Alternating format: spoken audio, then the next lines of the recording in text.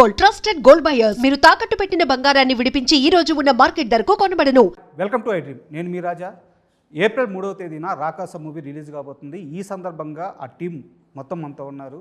వారిని అడిగి ఆ చిత్ర విశేషాలు తెలుసుకుందాం. హాయ్ సార్, నమస్తే. నమస్తే. ఎలా ఉన్నారు? బాగున్నాను. కాస్త భయంగా ఉన్నారా? లేదండి, టెన్షన్గా ఉన్నారా? ఏం లేదండి, ఏం లేదు, అంతే అలసటగా ఉన్నారు. కొంచెం. అండ్ రాకాస గురించి మీరు గత 2-3 రోజుల నుంచి ప్రమోషన్స్లో బిజీగా ఉన్నారు. సో మనం కాస్త ఒక ప్రశ్న వేరుగా మాట్లాడుకొని మనం మూవీలోకి వెళ్దాము. అండ్ నాన్నగారి విషయంకి వస్తే ఆయన చెన్నై వెళ్ళారు. ఫస్ట్ చెన్నై వెళ్ళి శుభం గారు అక్కడ ఒక సినిమాకి 10 రోజులు పనిచేసి ఆ సినిమా పోస్ట్ పోన్ అయ్యి అసలు క్యాన్సిల్ అయిపోయింది. మళ్ళీ వేరే అవకాశం ఇచ్చి, అంటే ఆయన ఎంత ట్రై చేశారంటే ఇండస్ట్రీలో తను బలంగా నాటుకోవాలని చెప్పేసి వేరే ఏ మనిషి అన్ని కష్టాలు పడి ఉండరు. సో ఫైనల్గా వర్షం సినిమాతో ఆయనకు బ్రేక్ వచ్చింది. సో వర్షం సినిమాలో మీ మ్యాడ్ మూమెంట్ అంటే మ్యాడ్ ఆ సీక్వెన్స్ కానీ సీన్ కానీ అంటే ఏదని చెప్తారు? ప్రభాస్ అన్న పరిగెత్తు చేసింగ్ సీన్లో ఒక ఆటోకి తాకి ప్రభాస్ అన్న పడిపోతాడు, ఆటో పడిపోతుంది. అది నేను ఇప్పటికీ అసలు నేను నమ్ముతాను. అది ఆయన లాంటి కట్అవుట్ ఒక ఆటోని గుర్తితే ఆటో పడిపోతుందని నేను నమ్ముతాను ఇప్పటికీ. అది నేను ఇప్పుడు మొన్న రిలీజ్ అప్పుడు థియేటర్లో చూసిన సరే ఎలారా ఎవర్రా ఆలోచించింది అసలు ఇలా అనిపించింది. అది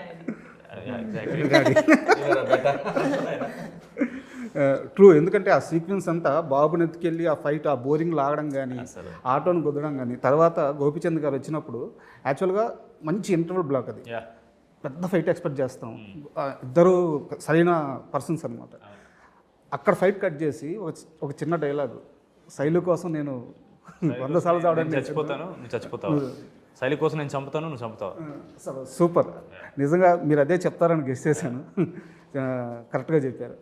అండ్ మీ విషయానికి వస్తే మామూలుగా ప్రతి మనిషి పనిచేసేది ఒక ఓన్ ఐడెంటిటీ కోసం. అంటే రాజా చదివాడు, రైటర్ అయ్యాడు, తర్వాత యాంకర్ అయ్యాడు. నా ఐడెంటిటీ ఇంతే. నాకు ముందు ఐడెంటిటీ లేదు, తర్వాత నా ఐడెంటిటీ నాకు వచ్చింది. బట్ కొణిదెల నిహారిక అనే అమ్మాయికి ముందే ఒక ఐడెంటిటీ ఉంది. మీరు ఏం చేసినా, ఎంత పెద్ద సక్సెస్ కొట్టినా, మీరు అనుకున్నది ఏం చేసినా ఆ ఐడెంటిటీ పోదు. కొన్నిసార్లు అది ప్లస్ అవ్వచ్చు కానీ, బట్ దాన్ని దాటి నిహారిక అని సొంతగా ఒక ఐడెంటిటీ తెచ్చుకోవాలి. దీనికోసమైనా ప్రొడక్షన్ చేసినా, యాక్టింగ్ చేసినా, టెలివిజన్ షో హోస్ట్ చేసినా, మిమ్మల్ని మేము నిరూపించుకోవడానికైనా, సెల్ఫ్ సాటిస్ఫాక్షన్ కోసమా, లేకుంటే లైఫ్లో ఒక వర్క్ ఉండాలన్నా, నిహారిక పరిగెత్తేది దేనికోసం? దేనికోసం ఫస్ట్ అందులో ఒకటి నెగెట్ చేయడానికి, ఇట్స్ నాట్ బికాజ్ నాకంటూ ఒక ఐడెంటిటీ ఉండాలి. I'm very happy and very proud of the Konidela identity. అది కాకుండా నేను ఇంకేంటో ప్రూవ్ చేసుకోవాలి అంటే నాకు అది ఎప్పుడూ ఒక డ్రాబ్యాక్ లాగా అనిపించలేదు. అది కాకుండా నేను ఏంటో చెప్పడానికి. బట్ యాజ్ అ పర్సన్, నేను చిన్నప్పటి నుంచి, నా స్కూలింగ్ దగ్గర నుంచి నాకు కొత్త విషయాలు నేర్చుకోవడం అంటే చాలా ఇష్టం. ఇంట్రెస్ట్ తోటే నేను ఇప్పటికీ చాలా విషయాలు నేర్చుకుంటూ ఉంటాను. అది ఎక్కడికో రీచ్ అవ్వాలని కాదు. I don't have an end goal. My goal is to be happy with whatever I am doing and to